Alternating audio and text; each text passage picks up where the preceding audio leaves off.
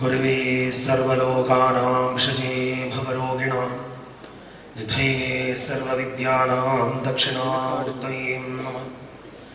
ॐ ध्यायेत् कुङ्कुमशोणबिन्दुविधृतं रुद्राक्षमालाङ्कितं भास्वस्फाटिकगोलनामविलसद्वक्षस्थलं श्रीमुखं वात्सल्यामृधासति प्रसमुखं विद्याकरं सद्गुरुं विघ्नेशानुगृहीतम् आत्मवपुषं श्रीरामनाथं भजे।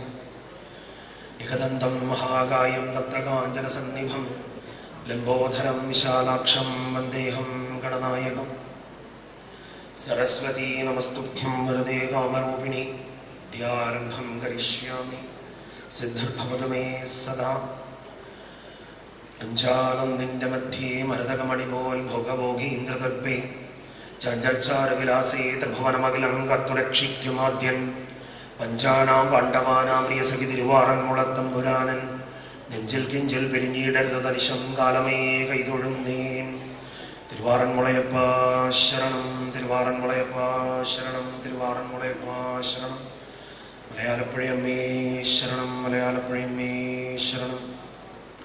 ഭൂതനാഥ സദാനന്ദ സർവഭൂതദയാപര രക്ഷ രക്ഷ മഹാബാഹോ ശാസ്ത്രേ തുഭ്യം നമോ നമഃ. സർവത്ര ഗോവിന്ദനാമ സങ്കീർത്തനം, സർവത്ര ഗോവിന്ദനാമ സങ്കീർത്തനം. ആത്മസ്വരൂപികളും ബ്രഹ്മസ്വരൂപികളുമായ എല്ലാ സജ്ജനങ്ങൾക്കും ആത്മപ്രണാമം. കണ്ണന്റെ ഊരിലേക്ക് കണ്ണന്റെ കഥകളും കാര്യങ്ങളും പറയുവാനായി വീണ്ടും ഒരു അവസരവും കൂടെ തന്ന സോമേശ്വരി ക്ഷേത്രത്തിന്റെ ഭാരവാഹികളോടും വിശേഷാൽ അഖില ഭാരത ഭാഗവത സത്രസമിതി അംഗങ്ങളോടുമുള്ള നന്ദിയും സ്നേഹവും ആദ്യമേ തന്നെ അറിയിക്കുന്നു. വളരെ സന്തോഷം നിറഞ്ഞ ഒരു സാഹചര്യത്തിൽ ഇവിടെ എത്തുവാനും സാധിച്ചത്, നിങ്ങളെയൊക്കെ കാണുവാൻ സാധിച്ചത് അതിനേക്കാൾ മഹാഭാഗ്യം.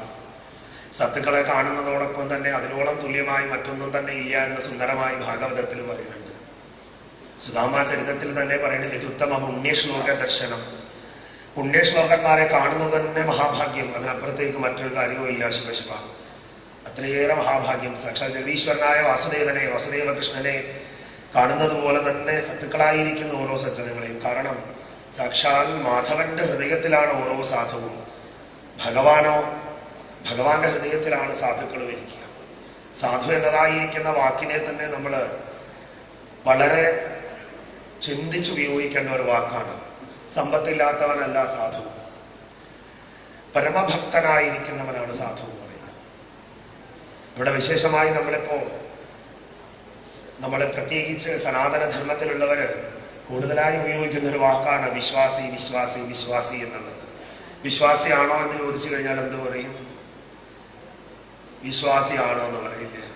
എന്നാൽ ഋഷിമാര് പറഞ്ഞിരിക്കണം, നീ ഒരിക്കലും വിശ്വാസിയാവണോ എന്ന് പറഞ്ഞിട്ടില്ല. ഒരു വിശ്വാസിയെ നമുക്ക് ആവശ്യവുമില്ല. കാരണം വിശ്വാസം എന്ന് പറയുന്നത് ക്ഷണികമായിരിക്കുന്ന ഒരു സാധനമാണ്. വിശ്വാസത്തിന് നിലനിൽപ്പില്ല. വിശ്വാസം എന്ന് പറയുന്നത് ഏത് നിമിഷവും നമ്മളിൽ നിന്ന് പോകാവുന്നതാണ്. എന്നാൽ നമ്മുടെ ഋഷിമാര് ഭാഗവതത്തില് ഉൾപ്പെടെ പറഞ്ഞിട്ടുള്ള ഒരൊറ്റ കാര്യമാണ്, നീ ഭക്തനായിരിക്കണം. വിശ്വാസിയാകാൻ ആർക്കും പറ്റും, വിശ്വാസിയാകുവാൻ ഏതൊരാൾക്കും പറ്റും. പക്ഷെ വിശ്വാസിയല്ല ആവശ്യം, ഭക്തിയാണ് ആവശ്യം. അതുകൊണ്ടാണ് നമ്മൾ ഭഗവാനോട് പോലും പറയുന്നത്, ഭവേ ഭവേ യഥാ ഭക്തി വാദയോസ്തവജായതേ. സർവേശ്വര വാസുദേവ, എനിക്ക് എന്തുമാത്രത്തിൽ തരിക? ഭക്തിയെ തരിക, ഭക്തിയെ തരിക. ഭക്തിയല്ലാതെ മറ്റൊന്നും വേണ്ടേ വേണ്ട.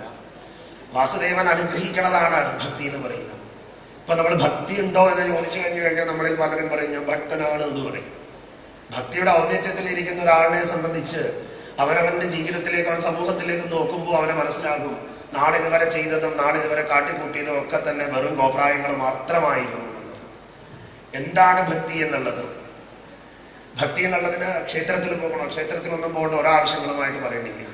എന്നാൽ ഭക്തി വളരുന്നതിൽ ക്ഷേത്രത്തിന് അതിസുന്ദരമായിരിക്കുന്ന സംഭാവന ഉണ്ട്. എവിടെ ഇരുന്നാണോ നാരായണ നാരായണ നാരായണ എന്ന് ശ്രമിക്കുന്നത്, അവിടം വൈകുണ്ഠമാകുമ്പോഴാണ് അവൻ ഭക്തനാവുക. എവിടെ ഇരുന്നാണോ ശിവശിവ ശിവശിവ എന്ന് ജപിക്കുക, അവിടം കൈലാസമാകുമ്പോൾ അവിടം അല്ലെങ്കിൽ ആ വ്യക്തി എന്ന് പറയുന്ന ആള് പരമഭക്തനാണ്.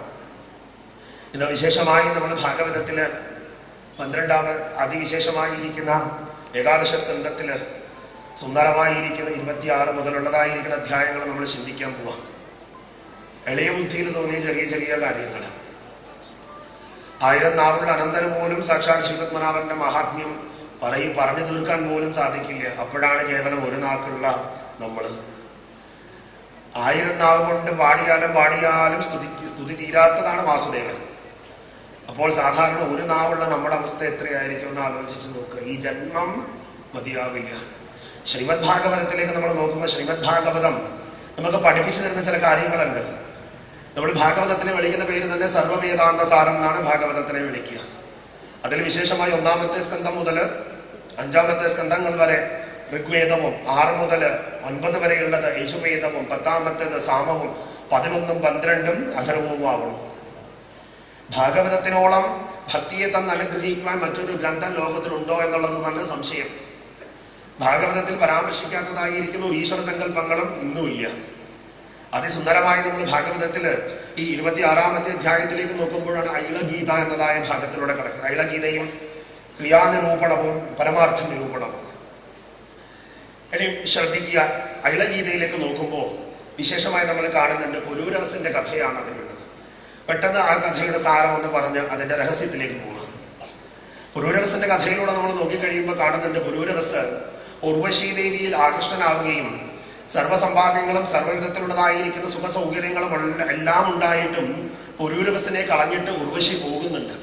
ആ ഉർവശിയെ നഷ്ടപ്പെട്ടത് ഓർത്തുകൊണ്ട് പുരൂരവസ് ഭ്രാന്തനെ പോലെ അലഞ്ഞു തിരിഞ്ഞ് കരഞ്ഞ് കേട് അവളുടെ പിന്നിൽ നടക്കുന്നുണ്ട്.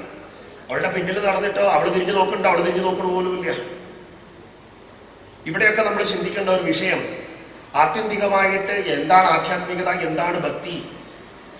ഭക്തി അഥവാ ആധ്യാത്മികത എന്നൊക്കെ പറയുന്നത് വിശാലമായിരിക്കുന്ന ഹൃദയത്തിന്റെ ഉടമസ്ഥതയാണ് എപ്പോഴും ഭക്തി എന്ന് പറയുക. കേവലമായിരിക്കുന്ന ഒരു ക്ഷേത്ര ആരാധന കൊണ്ട് കേവലമായിരിക്കുന്ന ചില ആചാരങ്ങളും അനുഷ്ഠാനങ്ങളും പിന്തുടരുന്നതിനെയല്ല ഭക്തി എന്ന് പറയുക. ഭക്തി എന്ന് പറയുന്ന ആത്മാവുമായി അനുസന്ധാനം ചെയ്യാൻ പറ്റുന്നതായിരിക്കുന്ന ഏറ്റവും സുന്ദരമായിരിക്കുന്ന മുഹൂർത്തത്തിനെയാണ് ഭക്തി എന്ന് പറയപ്പെടുക. ഭക്തനെ സംബന്ധിച്ച് ദുഃഖമുണ്ടോ എന്ന് ചോദിച്ചാൽ ഒരിക്കലും ഭക്തനെ സംബന്ധിച്ച് ദുഃഖമില്ല. കാരണം അവൻ സദാസമയം ആനന്ദസിദ്ധനായിരിക്കുന്നു. കാരണം അവന്റെ ഹൃദയത്തിൽ സദാസമയം വാസുദേവൻ മാത്രം. വാസുദേവൻ ഇരിക്കുന്നതോ അവന്റെ ഹൃദയത്തിലും. ഇവിടെ പുരൂരവസ് ഉർവശിയുടെ പിന്നെയെല്ലാം പോകുന്നുണ്ട്. എന്തിനാണാവോ ഭാഗവതത്തിൽ ഇങ്ങനെ ഒരു കഥാഭാഗം അവിടെ കൊടുത്തിട്ടുണ്ടാവുക? നമ്മളെപ്പോഴും നോക്കിക്കഴിയുമ്പോൾ സ്ത്രീ എന്നതായിരിക്കുന്ന സ്വരൂപത്തിനെ നമ്മുടെ ധർമ്മശാസ്ത്രങ്ങളിലൊക്കെ തന്നെ അനുമാനം ചെയ്യുന്നതിന് കൊടുത്തിരിക്കുന്നത് സമസ്ത ജീവവർഗങ്ങളും സമസ്ത ജീവരാശികളും കടന്നു പോകുന്ന ഒരവസ്ഥയാണ് മായ എന്ന് പറയുക. ആ മായയെ അതിജീവിക്കുക, മായയെ തരണം ചെയ്യുക അത്ര നിസ്സാരമായിരിക്കുന്ന കാര്യമല്ല. മായയെ തരണം ചെയ്ത് മുന്നോട്ട് പോവുക. നമുക്ക് പരമാത്മാവിനോട് അടുക്കുവാൻ സമയമാകുമ്പോൾ, അല്ലെ പരമാത്മാവിനോട് നമ്മൾ അടുക്കുമ്പോൾ നമ്മളെ പല വിധത്തിലുള്ളതായിരിക്കുന്ന കാര്യങ്ങളാണ് നമ്മളെ പിൻവലിച്ചുകൊണ്ടിരിക്കുക. ആദ്യമേ തന്നെ നമ്മുടെ ശരീരം അതിനോട് ഒത്തിണങ്ങി ചേർന്ന് വരില്ല. കാരണം എന്തെന്ന് ചോദിച്ചു കഴിഞ്ഞാൽ അത്രയും കാലം ശരീരത്തിന്റെ സുഖത്തിന് വളരെയേറെ പ്രാധാന്യം ഉണ്ടായിരുന്നു. ഉദാഹരണം പറഞ്ഞു കഴിഞ്ഞാൽ അങ്ങോട്ടേക്ക് നോക്കരുത് എന്ന് പറഞ്ഞാൽ നമ്മൾ എന്ത് ചെയ്യും? സാധാരണ അങ്ങോട്ടേക്ക് നോക്കും. പറയരുതെന്ന് പറഞ്ഞു കഴിഞ്ഞാൽ പറയും. അങ്ങനെ ഓരോ കാര്യം എന്ത് നമ്മളോട് ചെയ്യരുത് എന്ന് പറയുന്നുവോ ആ ചെയ്യരുത് എന്ന് പറയുന്ന കാര്യം ചെയ്യിപ്പിക്കാനാണ് നമ്മുടെ ശരീരത്തിൽ 5 കള്ളന്മാരെ തന്നിട്ടുള്ളതെന്നാണ് രമണ മഹർഷി പറയുക. നമ്മളെല്ലാവരും തന്നെ പലപ്പോഴും ചിന്തിക്കാറുണ്ട്, ഞാൻ എന്തോരം വഴിപാട് നടത്തി, ഞാൻ എന്തോരം പ്രാർത്ഥന നടത്തി, ഭഗവതി ഇതൊന്നും കേട്ടില്ല, ഭഗവാൻ ഇതൊന്നും കേട്ടില്ല. എന്താ ഭഗവതി കേൾക്കാതിരിക്കുക? ഭഗവതിക്ക് എന്താ കേൾവിക്കുറവുണ്ടാ? ഭഗവതിക്ക് കേൾവിക്കുറവൊന്നുമില്ല. എന്തുകൊണ്ട് കേൾക്കുന്നില്ല എന്ന് ചോദിച്ചു കഴിഞ്ഞാൽ ഒറ്റ ഉത്തരമേ ഉള്ളൂ. നമ്മുടെ ഉള്ളിൽ ഒരിക്കലും തോന്നാൻ പാടില്ലാത്തതായിരിക്കുന്ന ചില സങ്കല്പങ്ങൾ നമ്മുടെ ഉള്ളിൽ തോന്നി തുടങ്ങി. അതിനെ 2 ഭാവത്തിലാണ് പറയുക, ഞാൻ എന്നും എന്റേത് എന്നും. ഞാൻ എന്റേത്. ഈ ഞാനിനെയും ഈ എന്റേതിനെയും തൃപ്തിപ്പെടുത്താൻ വേണ്ടി നമ്മൾ ഏതൊക്കെ രീതിയിൽ ജീവിക്കാമോ, ഏതൊക്കെ രീതിയിൽ നമ്മൾ ചെയ്യാമോ അതെല്ലാം നല്ല സുന്ദരമായിട്ടും വെടിപ്പായിട്ട് നമുക്ക് ചെയ്യാൻ കഴിയണം. എന്നാൽ അവനവന്റെ ആത്മ ഉന്നതിക്ക് വേണ്ടത് എന്തുണ്ട് എന്ന് ചോദിച്ചു കഴിഞ്ഞാൽ ഇന്നും നമുക്കില്ല. ഇന്ന് നമുക്ക് ചിന്തിക്കാനുമില്ല, പറയാനുമില്ല. ഭഗവത്ഗീതയില് സുന്ദരമായിരിക്കുന്ന ഒരു ശ്ലോകം വാസുദേവൻ പാർത്ഥന് പറഞ്ഞു കൊടുക്കുന്നുണ്ട്. ദൈവീ സമ്പദ് വിമോക്ഷായ നിബന്ധായ സുരീമതേ മാം ശൂചക സമ്പദം അഭിജാതോ അസി പാണ്ഡവ. അല്ലയോ പാർത്ഥ, നിനക്ക് സമ്പത്ത് തന്നിട്ടുണ്ടാകും, നിനക്ക് രണ്ട് രീതിയിൽ ചെയ്യാം. നിനക്ക് ഏത് രീതിയിൽ ചെയ്യാം എന്നുള്ളത് നിന്നിൽ മാത്രം നിക്ഷിപ്തമായിരിക്കുന്ന കാര്യം. നല്ല രീതിയിൽ നീ ചെയ്തു കഴിഞ്ഞാൽ നിനക്കതിന്റെ ഫലം നല്ലതായിരിക്കും. മോശമായ രീതിയിൽ നീ അതിനെ ഉപയോഗിച്ചു കഴിഞ്ഞാലോ മോശമായിരിക്കും അതിന്റെ ഫലം. അവനവന്റെ ആത്മ ഉന്നതിക്ക് വേണ്ടത് അവനവൻ തന്നെ ചെയ്യണം. ആത്മ ഉന്നതിക്ക് വേണ്ടി നമ്മൾ എന്തെല്ലാം രീതിയിൽ നമ്മൾ കഷ്ടതകളും യാതനകളും സഹിച്ചാലും ആ മായയുടെ പുറത്തേക്ക് കടക്കുക എന്ന് പറയുന്നത് നിസ്സാരമായിരിക്കുന്ന കാര്യമല്ല. പുരൂരവസന് പറ്റിയില്ല, എന്തിനേറെ പരമശിവന് പോലും പറ്റിയില്ല. ഭയങ്കര ബുദ്ധിമുട്ടായിരുന്നു പരമശിവനും പുറത്തേക്ക് കടക്കാൻ. അപ്പോൾ നമ്മളെ പോലെയുള്ള സാധാരണ ആളുകൾക്ക് എന്താണ് അവസ്ഥ? ഇവിടെ ഭാഗവതത്തില് അതിസുന്ദരമായി പറയുന്നുണ്ട്. കിം വിദ്യയ കിം തപസ കിം ത്യാഗേന ശുദ്ധേന വാ കിം വിഭക്തേന മൗനേന സ്ത്രീ പ്രിയസ്യ മനോഹൃതം. സ്ത്രീ വിഷയ തത്പരനായിരിക്കുന്നവന്റെ തപസ്സാവട്ടെ, ദാനമാവട്ടെ, യാഗമാകട്ടെ, എന്ത് കാര്യങ്ങളുമാകട്ടെ, ഇവിടെ സ്ത്രീ എന്നതുകൊണ്ട് അർത്ഥമാക്കുന്നത് കേവലം ഒരു സ്ത്രീ സമൂഹം എന്നുള്ളതിനെ അല്ല. എന്തെല്ലാം കാര്യങ്ങള് നമ്മുടെ ആത്മോന്നതിക്ക് വിഘാതങ്ങൾ ഉണ്ടാക്കുന്നുവോ അതിനെല്ലാം തന്നെ സ്ത്രീ എന്നതായിരിക്കുന്ന സങ്കല്പത്തിൽ പെടുത്താം. ആ സ്ത്രീ എന്ന സങ്കല്പത്തിൽ വീണ്ടും നമ്മൾ നോക്കിക്കഴിയുമ്പോൾ 3 അക്ഷരങ്ങൾ ചേർന്നതാണല്ലോ സ്ത്രീ എന്ന് പറയുക. 3 ഗുണങ്ങൾ ചേർന്നതിനെയാണല്ലോ സ്ത്രീ എന്ന് പറയുക. സാത്വികവും താമസവും രാജസവും ചേർന്നതിനെയാണ് സ്ത്രീ എന്ന് പറയുക. വാക്കുണ്ടായതുപോലെ അങ്ങനെ തന്നെ. അപ്പൊ വിശേഷമായിരിക്കുന്ന ഈ പുരൂരവസിന്റെ കഥയില് നമ്മൾ ശ്രദ്ധിച്ചു വരുമ്പോ പുരൂരവസ് ഉർവശിയുടെ പുറകെ പോയി ഉർവശി തിരിഞ്ഞുപോലും നോക്കുന്നു. ഇതിൽ പുരൂരവസ് ചിന്തിക്കുന്നുണ്ട്, എനിക്ക് ഇത്രയും സൗഭാഗ്യങ്ങളൊക്കെ ഉണ്ടായല്ലോ, എനിക്ക് ഇത്രയും രാജാധികാരങ്ങൾ ഉണ്ടായിട്ടുണ്ടല്ലോ, ഇതെല്ലാം ഉണ്ടായിട്ടും അവൾക്ക് എന്നെ വേണ്ടല്ലോ, അവൾക്ക് എന്നെ വേണ്ടല്ലോ. ഇവിടെ ശ്രദ്ധിക്കേണ്ട വിഷയം ഭാഗവതത്തിൽ സുന്ദരമായി പറയുന്നുണ്ട്. വിഷയവാസനകളുടെ പുറകെ പോകുന്നവന്റെ ത്യാഗം കൊണ്ടോ യാഗം കൊണ്ടോ തപസ് കൊണ്ടോ ഒന്നും തന്നെ ഒരു പ്രയോജനവുമില്ല. വിശേഷമായി ഭാഗവതത്തിൽ പറയുന്നുണ്ട്. തസ്മാത് സംഗേന കർത്തവ്യ സ്ത്രീഷു സ്ത്രൈണേഷു ച ഇന്ദ്രിയ വിദുഷ ച വിവിശ്രബ്ദ ഷഡ്വർഗ കിമുമാദൃശം. ആരുടെ മനസ്സാണോ സ്ത്രീ ലംബടന്മാരുമായിട്ടുള്ള ആളുകളുമായിട്ടുള്ള സമ്പർക്കത്തിലോ പോകുന്നത്, അഥവാ വിഷയ സുഖങ്ങളുടെ പുറകെ പോകുന്നത്, അവനുമായിട്ട് ഒരു തരത്തിലുമുള്ള ഒരു സമ്പർക്കം വെച്ച് പുലർത്താൻ പാടില്ല. നമ്മൾ നാട്ടിലൊക്കെ പറയാറുണ്ട്, 5 ലിറ്റർ പാലായാലും അതിൽ ഒരു തുള്ളി വിഷം വീണ് കഴിഞ്ഞാൽ കൊടിയ വിഷം എന്നതുപോലെ എത്രയൊക്കെ ആലങ്കാരികമായിരിക്കുന്ന വിശേഷങ്ങൾ ഉണ്ടെന്ന് പറഞ്ഞാലും സ്ത്രീ വിഷയം കളങ്കം തന്നെയാണ്. സുന്ദരമായി വാൽമീകി രാമായണത്തിൽ ഒരു ഭാഗമുണ്ട്, ശ്രദ്ധിച്ചിട്ടുള്ളവർക്കറിയാം. വാൽമീകി രാമായണത്തിൽ നമ്മൾ കാണുന്നുണ്ട്, ആഞ്ജനേയ സ്വാമി ലങ്കയിലേക്ക് ചെല്ലുന്നുണ്ട്. രാവണന്റെ പ്രൗഢിയും രാവണന്റെ സംവിധാനങ്ങളും എല്ലാം തന്നെ കാണുന്നുമുണ്ട്. അത് കണ്ട് അത്ഭുതപ്പെടുന്നുമുണ്ട്. എല്ലാം ഉണ്ടായതിനു ശേഷം ഇതെല്ലാം കണ്ടിട്ട് ഹനുമാൻ ചിന്തിച്ച് സ്വയമേ അവിടെ ഒരു വാക്ക് പറയുന്നുണ്ട്.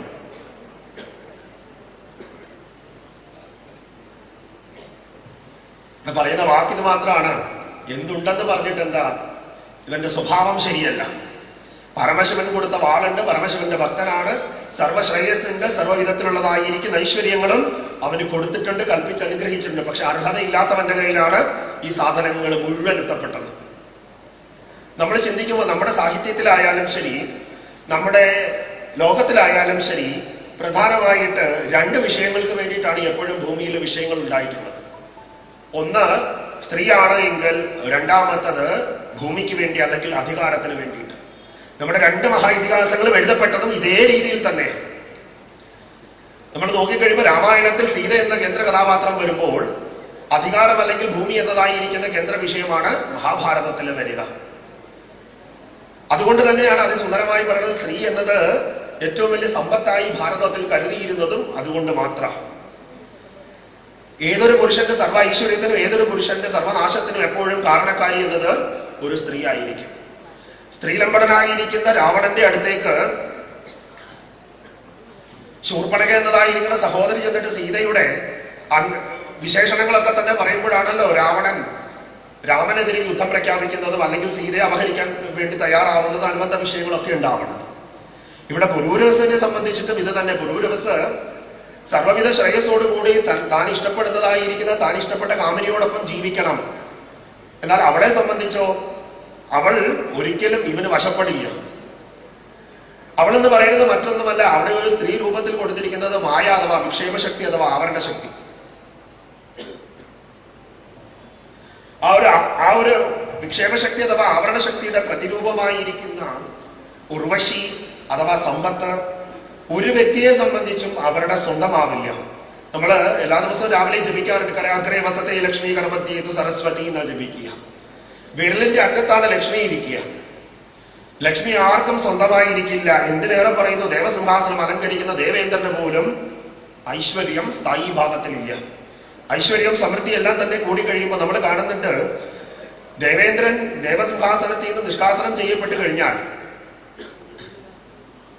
ഉടനെ തന്നെ ആ ദേവസിംഹാസനത്തിൽ ആരൂഢനാകുന്ന അടുത്ത വ്യക്തിക്ക് അടുത്ത ആഗ്രഹം എന്ന് പറയുന്നത് എന്തുമാത്രം, ഇന്ദ്രാണിയെ തന്നെ ധർമ്മപത്നിയാക്കുക എന്നുള്ളതാണ്. ഏതൊരു അസുരനാവട്ടെ, ഏതൊരു ദേവനാകട്ടെ, നമ്മൾ പിന്നീട് കാണുന്നുണ്ട് ഈ പുരൂരവസിന്റെ അതേപോലെ തന്നെ അനുബന്ധമായി ദേവേന്ദ്രന്റെ കഥകളിൽ ഭാഗവതത്തിൽ ഉൾപ്പെടെ നമ്മൾ പോകുമ്പോൾ നമ്മൾ കാണുന്നുണ്ട് നൗഷനുണ്ടാകുന്നതായിരിക്കുന്ന അപകടങ്ങളും ദുരിതങ്ങളും ഒക്കെ തന്നെ.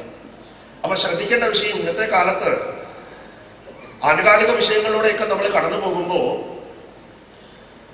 ചിന്തിക്കേണ്ട വളരെ വിഷയങ്ങളുണ്ട്. സ്ത്രീ എന്നതായിരിക്കുന്ന വിഷയത്തിനെ എങ്ങനെയാണ് ഭാരതത്തിൽ കൈകാര്യം ചെയ്തിട്ടുള്ളത്? ലോകത്തില് ഭാരതത്തിൽ മാത്രം, പ്രത്യേകിച്ച് സനാതന ധർമ്മത്തിൽ മാത്രമേ ഈശ്വരന് തുല്യം ഈശ്വരി എന്ന് പറയുന്ന ഒരു സ്ഥാനമുള്ളൂ. വേറെ ഒരിടത്തും ഇല്ല. അവ്യാജ കരുണാമൂർത്തിയായിരിക്കുന്ന സാക്ഷാൽ ലളിതാ ത്രിപുര സുന്ദരി അവളെ വിളിക്കുന്നത് പരമശിവന്റെ പട്ടമഹിഷി എന്നാണ് വിളിക്കുക. അവൾ ആരുടെ ആയിരിക്കുന്ന പഞ്ചപ്രേതാസനാസീന പഞ്ചബ്രഹ്മസ്വരൂപിണി എന്നൊക്കെ ലളിതയിൽ വായിച്ചിട്ടുണ്ടാവും. ഇതിനോടൊപ്പം 5 പ്രേതങ്ങളെ ആസനമാക്കിയിട്ടിരിക്കുന്നവള് എത്ര സുന്ദരമായിരിക്കുന്ന ആവിഷ്കാരമാണ് പരമേശ്വരിക്ക് കൊടുത്തിരിക്കുന്നത്. അപ്പൊ ആ ഒരു സങ്കല്പത്തിനെ നിലനിർത്തിക്കൊണ്ട് തന്നെ സ്ത്രീയെ ഒരു ഉപയോഗ വസ്തുവാക്കാതെ സ്ത്രീ എന്നതായിരിക്കുന്ന ശക്തിയെ തിരിച്ചറിയുക, സ്ത്രീ എന്നതായിരിക്കുന്ന സ്ഥാനത്തിന് കൊടുക്കേണ്ടതായിരിക്കുന്ന മഹത്വത്തിനെ മനസ്സിലാക്കുക. സ്ത്രീ എന്നതായിരിക്കുന്ന ശക്തി ഒരിക്കലും പുരുഷന് കീഴിലല്ല. സ്ത്രീ എന്നത് പുരുഷനോളം സമമായി തന്നെ ഇരിക്കുന്നു. ഇവിടെ മായ എന്നതായിരിക്കുന്ന രൂപത്തിൽ ഉർവശി അവിടെ അവതരിപ്പിക്കപ്പെട്ടിരിക്കുന്നു. ഉർവശി എന്നത് കേവലമായിരിക്കുന്ന ഒരു അപ്സരസോ കേവലമായിരിക്കുന്ന ഒരു സ്ത്രീയോ അല്ല. മായയുടെ ഉള്ളിലേക്ക് കടന്നു പോകുന്ന ഏതൊരു പുരുഷനും അനുഭവിക്കുവാൻ സാധ്യതയുള്ളതായിരിക്കുന്ന പലവിധത്തിലുള്ളതായിരിക്കുന്ന അപകടങ്ങള്, അപജയങ്ങള്, ആദ്യം തന്നെ അവന്റെ ശരീരം അതിനെ പ്രതിരോധിക്കുന്നു. രണ്ടാമത് നമ്മൾ കാണുന്നുണ്ട്, ഈശ്വരീയമായിരിക്കുന്ന സങ്കല്പത്തിലേക്ക് നമ്മൾ കൂടുതൽ അടുത്തടുത്തടുത്ത് വരുന്ന സമയം നമ്മുടെ ഏറ്റവും വലിയ ശത്രുക്കളാവുന്നത് നമ്മുടെ ബന്ധുക്കളും നമ്മുടെ നാട്ടുകാരും നമ്മുടെ വീട്ടുകാരുമായിരിക്കും. പലരും ചോദിക്കാറുണ്ട്, നീ ഇപ്പൊ പോയി എല്ലാം കൂടെ മോക്ഷം നേടാനാണോ? ഇല്ലേ, മോക്ഷം നേടാനാണോ? മോക്ഷം ഭാഗവതത്തിൽ ഉൾപ്പെടെ പറയുന്നുണ്ട്, നീ മോക്ഷം എന്ന് വേണ്ടി ആഗ്രഹിക്കാതെ ഇരുന്നാലേ നിനക്ക് മോക്ഷം കൂടെ കിട്ടുള്ളൂ. അല്ലേ, മോക്ഷം വേണ്ടിയിട്ട് എന്തിനാ ഇതൊക്കെ ചെയ്യുന്നത്? സത്രം എന്തിനാ നടത്തുന്നത്? മോക്ഷം കിട്ടാൻ വേണ്ടിയിട്ട് അല്ലേ, മോക്ഷം കിട്ടാൻ വേണ്ടിയിട്ടാ. മോക്ഷം എന്ന് പറയുന്നത് എങ്ങനെ കിട്ടും? മോക്ഷം എന്ന് പറയുന്ന സാധനം കിട്ടുക എന്ന് പറയുന്നത് ഒരിക്കലും മക്കളോ പേരമക്കളോ ഉരുട്ടി വെക്കുമ്പോൾ കിട്ടുന്ന സാധനമല്ലല്ലോ. മോക്ഷം എന്ന് പറയുന്നത് എന്താ? മോഹസ്യ ക്ഷയതി മോക്ഷ, മോഹമില്ലാണ്ട് വരുന്ന അവസ്ഥ ജീവനോടെ ഇരിക്കുമ്പോൾ നേടിയിട്ട് വേണം അങ്ങോട്ട് പോകാൻ വേണ്ടിയിട്ട്. പരലോകത്ത് സുഖം കിട്ടുമെന്ന് പറഞ്ഞ് ഇഹലോക ജീവിതം നശിപ്പിക്കാൻ ഇവിടെ ആരോടും പറഞ്ഞിട്ടില്ല. അതുകൊണ്ട് തന്നെ അത് സുന്ദരമായി നമ്മുടെ ഭാഗവതത്തിലും നമ്മുടെ ഉപനിഷത്തിലും പറയുന്ന ഒരു വാക്യമുണ്ട്, ശരീരമാദ്യം കളു ധർമ്മസാധനം. ശരീരത്തിന് പുഷ്ടി ഉണ്ടാവണം, ശരീരത്തിന്റെ പ്രാധാന്യമുണ്ട്. ശരീരമുണ്ടെങ്കിലേ ഇത് അനുഭവിക്കാൻ പറ്റൂ. ആ ശരീരത്തിനെ വേണ്ട രീതിയിൽ പരിപാലിക്കാതെ വേണ്ട രീതിയിൽ പരിപോഷിപ്പിക്കാതെയും അവനവനെ കൊണ്ട് താങ്ങാൻ പറ്റുന്നതിൽ കൂടുതലായിരിക്കുന്ന സംവിധാനങ്ങളിലേക്ക് പോയിപ്പെട്ട് സ്വന്തം ആരോഗ്യം നശിപ്പിക്കാതെ, ദേഹോ ദേവാലയ പ്രത്വ ദേഹോ ജീവസദാശിവ, സുന്ദരമായിരിക്കുന്ന ശരീരത്തിനെ ദ്വേഷിപ്പിക്കാൻ പറഞ്ഞിട്ടില്ല. കാരണം എന്തെന്ന് ചോദിച്ചാൽ ആരോഗ്യപൂർണമായിരിക്കുന്ന ഒരു ശരീരത്തിൽ മാത്രമേ അതിസുന്ദരമായിരിക്കുന്ന രീതിയിൽ ആത്മാവ് സർവതന്ത്ര സ്വാതന്ത്ര്യത്തോടു കൂടി വിഹരിച്ചു നടക്കും. ശരീരത്തിന് ബുദ്ധിമുട്ടുകൾ ഉണ്ടായി കഴിയുമ്പോൾ നമ്മളാരും ഋഷീശ്വരന്മാരൊന്നുമല്ല, ഇല്ലേ? നമ്മുടേതായിരിക്കുന്ന കൊച്ചു കൊച്ചു പ്രശ്നങ്ങളും കൊച്ചു കൊച്ചു പരാധീനതകളുമുണ്ട്. ആ കൊച്ചു കൊച്ചു പരാധീനതകളും ഒക്കെ തന്നെ ഇരിക്കുമ്പോൾ അത് എങ്ങനെ നമ്മളിൽ നിന്ന് മാറ്റാം എന്നുള്ളതിനെ കുറിച്ച് സുന്ദരമായി പറയുന്നു. മായയുടെ അകത്തേക്ക് പെട്ടുകഴിഞ്ഞാൽ നമ്മൾ എവിടെ കിടക്കും? അതിൻ്റെ ഉള്ളിൽ തന്നെ കിടക്കും, അതിന് പുറത്തേക്ക് വരാൻ പറ്റില്ല. എന്നാൽ അതിന് പുറത്തേക്ക് കിടക്കാൻ ഒരു മാർഗത്തെ കുറിച്ച് പറയുന്നുണ്ട്. അതാണ് അടുത്ത ഭാഗത്ത് അതിസുന്ദരമായി ക്രിയാനിരൂപണത്തിൽ പറഞ്ഞു വരണത്.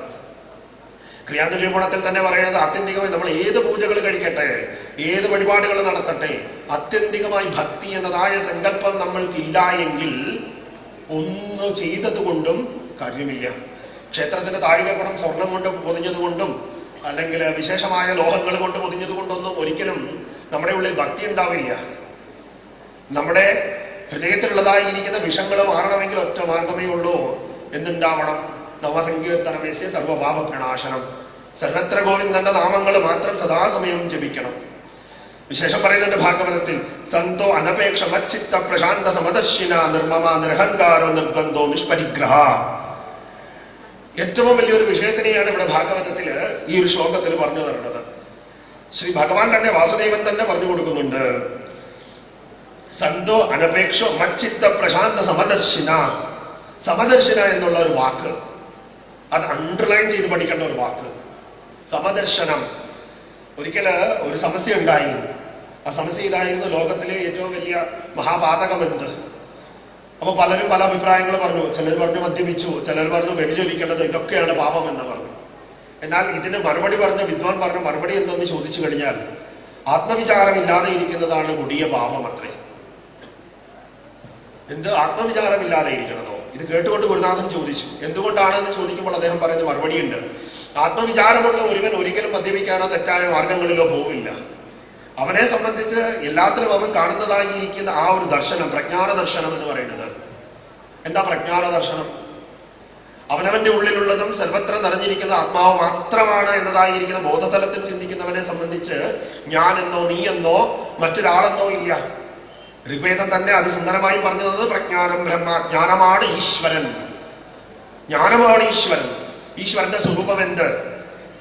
ഈശ്വരന്റെ സ്വരൂപത്തിനെ കുറിച്ച് ചിന്തിക്കണം. അപ്പൊ ഈശ്വരന്റെ സ്വരൂപം എന്ന് പറയുന്നത് ആ ഈശ്വരീയമായിരിക്കുന്ന ധർമ്മത്തിനെ ഏതോ ഒരു മൂട് പാത്രം കൊണ്ട് അടച്ചു വെച്ചിട്ടുണ്ട്. ആ മൂട് പാത്രം കൊണ്ട് അടച്ചു വെച്ചിരിക്കുന്നത് എല്ലാ കാലവും അടച്ചു വെക്കാൻ പറ്റില്ല. ഗ്രഹണം കഴിഞ്ഞ് സൂര്യൻ എന്തായാലും പുറത്തേക്ക് വരും. നമ്മളൊരു ഉദാഹരണത്തില് സുന്ദരമായി ചിന്തിച്ചിട്ട് മുന്നോട്ട് പോകാം.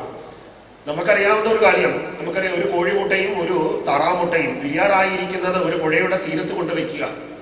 കോഴിമുട്ട വിരിയും, ഈ കോഴിമുട്ടയും താറാമുട്ടയും ഒരേപോലെ തന്നെ വിരിയുന്നു കരുതുക. അതിൽ നിന്ന് ഇറങ്ങി വരുന്നതായിരിക്കുന്ന താറാവ് കുഞ്ഞ് വെള്ളം കാണുമ്പോൾ അതിന് ഇഷ്ടമുണ്ടാവും. കോഴിക്കുഞ്ഞ് അതിൽ നിന്ന് വിരിഞ്ഞു വരുമ്പോൾ അതിന് വെള്ളം കാണുമ്പോൾ ഭയവും ഉണ്ടാവും. ഇവിടെ ശ്രദ്ധിക്കേണ്ട ഒരു വിഷയം, ഈ കോഴിക്കുഞ്ഞിനോട് ആരെങ്കിലും പറഞ്ഞു കൊടുത്തോ നിനക്ക് വെള്ളം ദോഷമാണെന്നും? താറാവിനോട് ആരെങ്കിലും പറഞ്ഞു കൊടുത്തോ നിനക്ക് വെള്ളം സ്വീകാര്യമാണെന്നും? ആരും പറഞ്ഞു കൊടുത്തിട്ടില്ല. എല്ലാവരുടെയും ഉള്ളിൽ ഉണ്ട് ഏത്? അറിവ് എന്ന് പറയുന്നത്. അറിവിലും ഏറിയ അറിവ് അറിഞ്ഞിടുന്നവൻ തന്നൊരുവിലും പുറത്ത് ഉജ്ജ്വലിക്കുമെന്ന് ആത്മോപദേശ ശതകത്തിൽ ആദ്യത്തെ വരിയിൽ എഴുതി വെച്ചതും അതുകൊണ്ട് തന്നെ. ഏതൊന്നാണോ നമ്മൾ അറിയേണ്ടത്, ആ അറിഞ്ഞു കഴിഞ്ഞു കഴിഞ്ഞാൽ പിന്നീട് ഒന്നും അറിയാനായിട്ടില്ല. എന്നാൽ ആ ഒരു അറിവിന്റെ ആദ്യത്തെ പടി എന്നത് എന്താ എന്ന് ചോദിച്ചു കഴിഞ്ഞാൽ നമുക്കൊന്നും അറിയില്ല എന്നുള്ളതാണ്. നമുക്ക് ഒന്നും അറിയില്ല എന്നുള്ളതാണ്. പലരും പറഞ്ഞു കേൾക്കാറുണ്ട്, ഈശ്വരനെ അന്വേഷിക്കണം പോലും.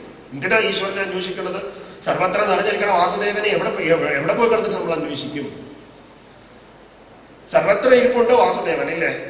ഈശാവാസ്യമിതം സർവമെത്കും ജഗത്യാം ജഗത്ത്. ഈശാവാസ്യ ഉപനിഷത്ത് പറഞ്ഞപ്പോൾ ഭാഗവതം പറഞ്ഞു ആത്മാവാസ്യമിതം സർവം എന്ന് പറഞ്ഞു. സർവത്ര ആത്മാവാണ് എന്ന് പറഞ്ഞു. സർവത്ര നിറഞ്ഞിരിക്കുന്ന ആത്മാവിനെ എവിടെയാ കാണുക? ആദ്യം സർവത്ര നിറഞ്ഞിരിക്കുന്ന ആത്മാവ് എവിടെ ഇരിക്കുക? സർവത്ര നിറഞ്ഞിരിക്കുന്ന ആത്മാവാണ്. ആത്യന്തികമായി നമ്മൾ നോക്കട്ടെ, നമ്മുടെ അകത്തേക്ക് നോക്കാതെ നമ്മൾ പുറത്തേക്ക് നോക്കിയത് കൊണ്ട് ഇതിന് ഒന്നും കാണാൻ പറ്റില്ല. ആത്യന്തികമായിട്ട് അവനവന്റെ ഉള്ളിലുള്ളതിനെ കാണാനുള്ള ശേഷിയും ശക്തിയും പ്രാപ്തിയും യുക്തിയും ബുദ്ധിയും ഒക്കെ ഉണ്ടാവണം.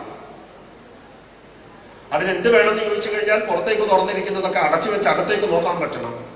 പുറത്തേക്ക് തുറന്നിരിക്കുന്നതൊക്കെ അടച്ചു വെക്കാൻ പറ്റണം. പുറത്തേക്ക് തുറന്നിരിക്കുന്നതൊക്കെ അടച്ചു വെക്കാൻ വലിയ ബുദ്ധിമുട്ടാണ്. അതിന് കൃത്യമായിരിക്കുന്ന സംവിധാനങ്ങൾ ഭാഗവതത്തിൽ ഇതിനോടകം ആചാര്യന്മാർ വന്ന് ഉപദേശിച്ചെന്ന് പറഞ്ഞു പോയിട്ടുള്ള ഭാഗങ്ങൾ. അപ്പൊ ഭാഗവതത്തിൽ പറയണു സമദർശിന. ഈ ഒരു ശ്ലോകത്തിലൂടെ പറയുന്നത് ഏതൊരുവനാണോ സമദർശിത്വമുള്ളത്, ഏതൊരുവനാണോ സമസ്ത ചരാചരത്തില് എല്ലിലും മണ്ണിലും പുല്ലിലും പൂവിലും മൃഗത്തിലും സർവ്വജീവജാലങ്ങളിലും സർവചരാചരങ്ങളിലും പൂർണ്ണബോധമായിരിക്കുന്ന പരമാത്മാവിനെ അനുഭവിച്ച് അറിയുന്നത്, അവനിലാണ് അനന്യഭക്തി എന്ന് പറയുന്നത്. അനന്യഭക്തി, അതാണ് സമദർശനം എന്ന് പറയുന്നത്. ഭാഗവതം ലക്ഷ്യം വെക്കുന്നത് അതാണ്. ഏത്? അനന്യഭക്തി, സമദർശനം, സുദർശനം എന്നൊക്കെ പറയുക. പെർഫെക്റ്റ് വിഷൻ ഉണ്ടാവണം. നല്ല കാഴ്ചപ്പാടുകൾക്കാണ് ബുദ്ധിമുട്ടെന്ന് പറയുക.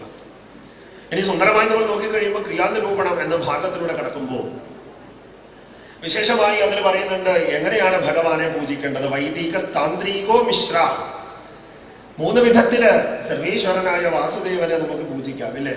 വൈദിക വിധിപ്രകാരം പൂജിക്കാം, അതേപോലെ തന്നെ താന്ത്രിക വിധിപ്രകാരം പൂജിക്കാം. 3ാമത്തത് മിശ്ര രൂപത്തിൽ വാസുദേവനെ പൂജിക്കാം. പലർക്കുമുള്ള സംശയങ്ങളാണ്. കൃഷ്ണൻ ഓടക്കുഴൽ വെക്കോ ഇല്ലേ? ഓടക്കുഴൽ വെച്ച ആദ്യ ഈശ്വര ഊതിക്കളി, എന്തൊക്കെ ദോഷമാണ് കൃഷ്ണനെ കുറിച്ച് പോലും പറഞ്ഞു വരുത്തുക എന്നുള്ളതാ. ശിവശിവ, വാസുദേവൻ പോലും പറഞ്ഞിട്ടില്ല വാസുദേവനെ കുറിച്ചിട്ട് എന്തോരം ആരോപണങ്ങളാണ് പറയുക എന്നുള്ളത്.